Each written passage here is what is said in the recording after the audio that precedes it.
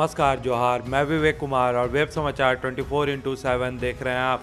Jharkhand cabinet में जो है वो बहुत सारे फैसले लिए गए हैं बीते दिन, और आपको बता दें कि इन फैसलों को हमने भी आपको चैनल पे बताया है, आप उन वीडियोज़ को जाके देख सकते हैं। और कुछ इंपॉर्टेंट फैसले लिए गए हैं, उसमें से कुछ फैसलों को हम आपको अभी बताने वाले हैं, क्योंकि इस पर विस्तार से चर्चा करना ज़रूरी है। तो आपको बता दें कि बिजली बिल को लेके राज्य के ग्रामीण बकायेदारों को जो है वो राहत प्रदान की गई है।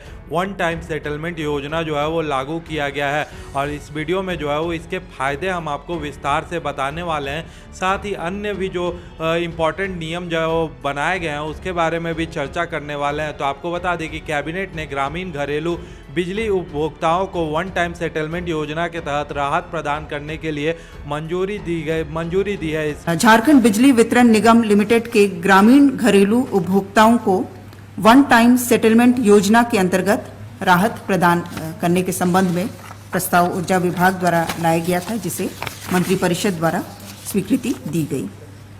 कुछ बिंदुओं को मैं पढ़ दे रही हूँ, इसका अलग से डिटेल्स ले लीजिएगा। चालू घरेलू ग्रामीण उपभोक्ता द्वारा अधिकतम 4 मासिक किश्तों में विद्युत बकाया जमा करने पर कुल डीपीएस माफ किया जाएगा। अनुमानित किश्तों की अधिकतम संख्या 4 होगी, अर्थात उपभोक्ता द्वारा देय राशि का न्यूनतम 25% किश्त राशि के रूप में जमा किया जाएगा। उक्त योजना के तहत विचार की गई शेष राशि पर कोई अधिभार डीपीएस नहीं लिया जाएगा। यह योजना किसी एफआईआर जुर्माने के मामले में लागू नहीं होगी। विवादित बिलों के निपटान के मामले में विवाद की तारीख से 31/5/2021 तक डीपीएस राशि की छूट पर विचार किया जाएगा। बाकी इसको डिटेल अलग से दिया जाएगा।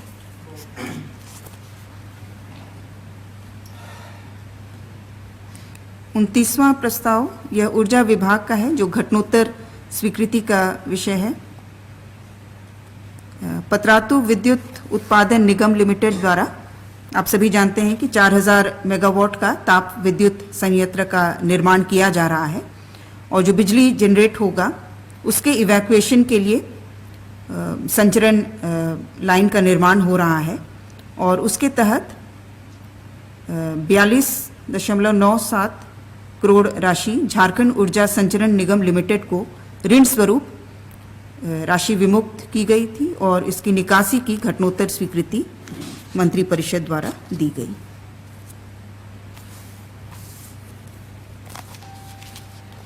तीसवां प्रस्ताव भी मंत्रिपरिषद ऊर्जा विभाग का है, और इसमें दीनदयाल उपाध्याय ग्राम ज्योति योजना अंतर्गत एडिशनल इंफ्रास्ट्रक्चर कार्य हेतु 100 करोड़ राशि झारखंड बिजली वितरण निगम लिमिटेड को अनुदान स्वरूप विमुक्त करने एवं निकासी करने की घटनोत्तर स्वीकृति दी गई। 31वां एजेंडा भी ऊर्जा विभाग का है और घटनोत्तर स्वीकृति का है। Patratu super thermal power station हेतु संचरण लाइन के रीरूटिंग के कारण परियोजना की कुल परिवर्तित स्वीकृत राशि जो 14 अरब के करीब था, उसमें 26% की वृद्धि हुई है। 387.99 करोड़ की वृद्धि हुई है। इसकी प्रशासनिक स्वीकृति दी गई, और उपबंधित 730 करोड़ के विरुद्ध 1,49,98,58,000 झारखंड ऊर्जा संचरण निगम लिमिटेड को ऋण स्वरूप राशि की विमुक्ति एवं निकासी पर घटनोत्तर स्वीकृति दी गई। 32वां एजेंडा उत्पाद एवं मद्य निषेध विभाग का है। झारखंड मदिरा का भंडारण एवं थोक बिक्री नियमावली 2021 के गठन के संबंध में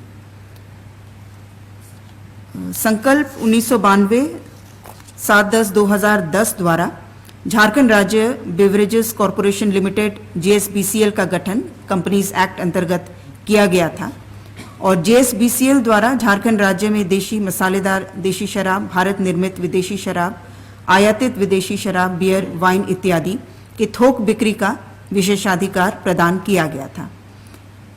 और 2010 में जब JSBCL का गठन हुआ तो इससे पूर्व से जो व्यवस्था चली आ रही थी, जिसके तहत प्राइवेट थोक विक्रेता भी बिक्री कर सकते थे, उस व्यवस्था को समाप्त कर दिया गया था।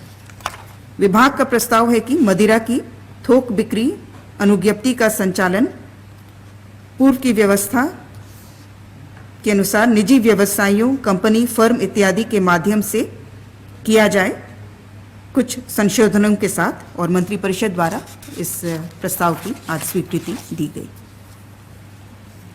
अंतिम प्रस्ताव ऊर्जा विभाग का है और जिसमें राज्य में अवस्थित जलाशयों पर फ्लोटिंग सोलार संयंत्र के अधिष्ठापन हेतु प्रथम फेज के अंतर्गत गेतलसूद जलाशय रांची में 100 मेगावाट क्षमता का फ्लोटिंग सोलार संयंत्र के अधिष्ठापन करने की स्वीकृति मंत्रिपरिषद द्वारा दी गई।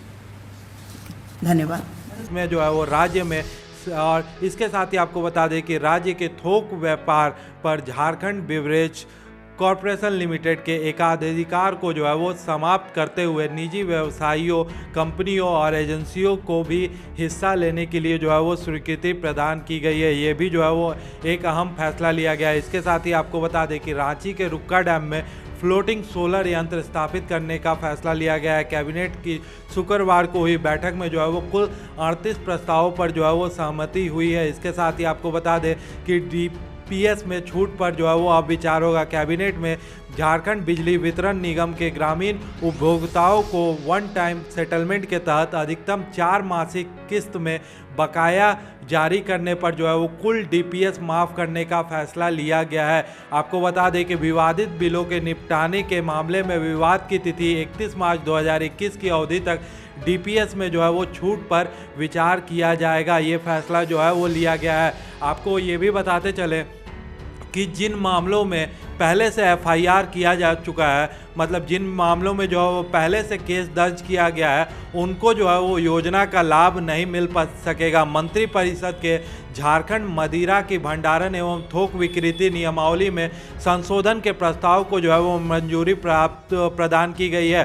पूर्व निर्धारित नियमों के मुताबिक राज्य में सरकार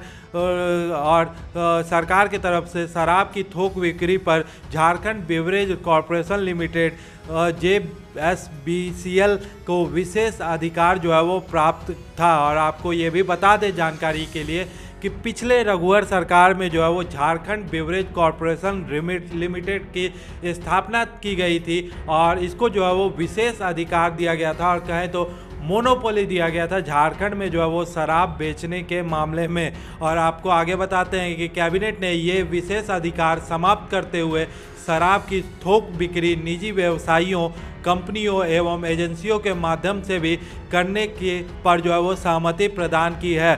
मंत्रिपरिषद ने राज्य में स्थित जलाशयों पर फ्लोटिंग सोलर संयंत्र स्थापित करने का भी निर्णय लिया है। इसके साथ ही आपको बता दें कि रांची के गेतलसूद डैम में 100 मेगावाट का फ्लोटिंग सोलर संयंत्र स्थापित करने का प्रस्ताव को जो है वो मंजूरी प्रदान की गई है।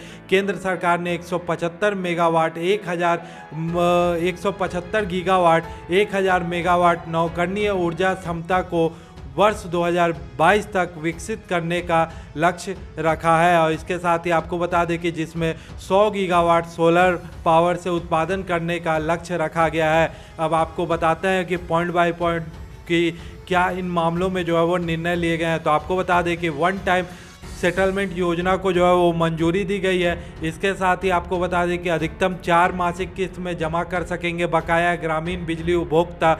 इसके साथ ही आपको बता दें कि बिल में जो है वो डीपीएस मतलब विलम्ब चार्ज जो है वो घटा दिया गया है।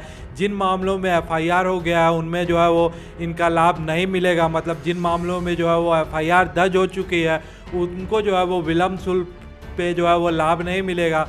और इसके साथ ही विभागों में जो है वो फेरबदल का भी फैसला लिया गया है। और इसके बारे में हम आपको विस्तार से एक एक फैसलों के बारे में आने वाले वीडियोज में बताएंगे। इस वीडियो में बस इतना ही, और खबरों में बने रहने के लिए चैनल को कर लीजिए सब्सक्राइब। नीचे लाल कलर का एक बटन होगा, उस बटन को क्लिक कर दीजिए और बगल में एक बेल आइकन भी होगा, उस बेल आइकन को भी प्रेस कर दीजिए। तो जो भी नई खबरें आएंगे चैनल पे उसका नोटिफिकेशन आपके पास चला जाएगा। अभी के लिए इतना ही, आप सभी का बहुत बहुत धन्यवाद।